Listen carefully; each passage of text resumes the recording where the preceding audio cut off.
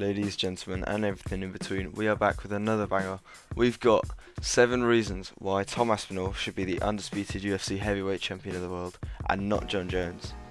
So, number 1, Jon Jones is refusing to fight him, plain and simple.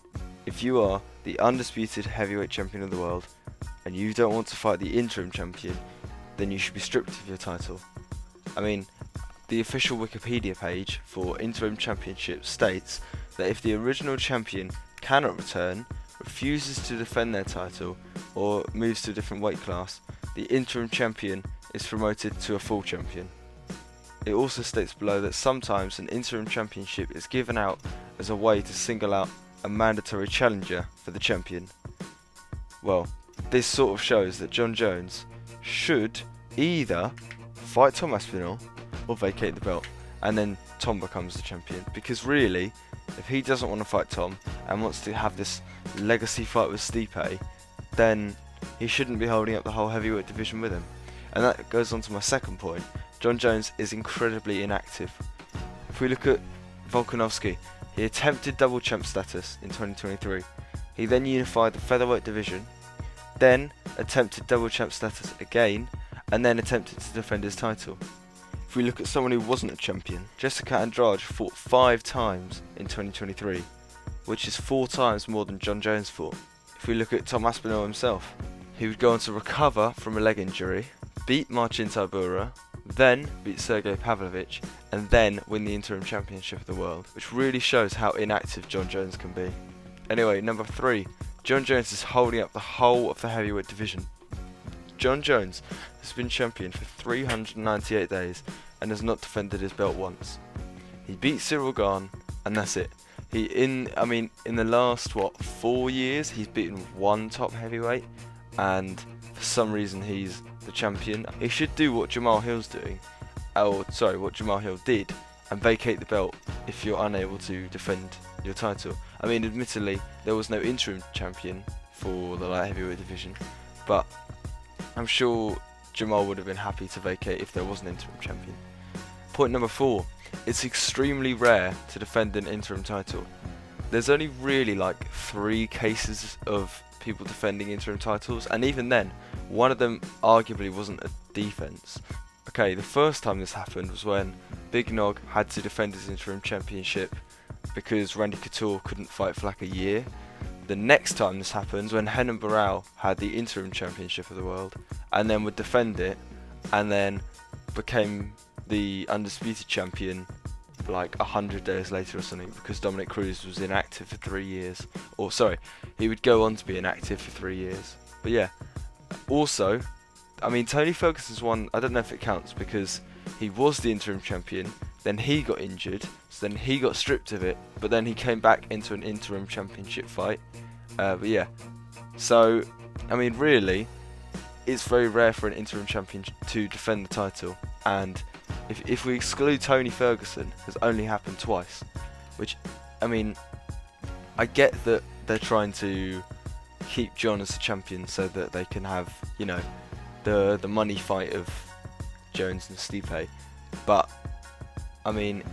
like Dana says, this isn't boxing where you've got, 4 champions in every weight class, and you've got, super, if we take welterweight for example, you've got light welterweight, junior welterweight or whatever it's called, then you've got super welterweight, you haven't got all these different titles, but at the moment you've got 2 champions who are going to be defending 2 separate belts, and that just shouldn't be the case. Okay, point number 5, Tom Aspinall is ready to fight someone. If Tom Aspinall was saying, look, I can't fight yet, I've got a hand injury or something, I won't be able to fight you, Jones, let's both sit out for a tiny bit and then we can come back and fight soon, then there's no point in stripping Jon, because who's going to replace him as the champion? But Curtis Blades and Tom Aspinall have both agreed to fight each other, and this fight makes a lot of sense considering I think it's Tom's only loss in the UFC. Tom's only loss in the UFC is an injury loss to Curtis Blades, and so he wants to get that back, so it makes a lot of sense for him to fight Curtis next. And Jon is just going to sit at the top of the division and hold it all up, and there's no point really because this goes into my next point.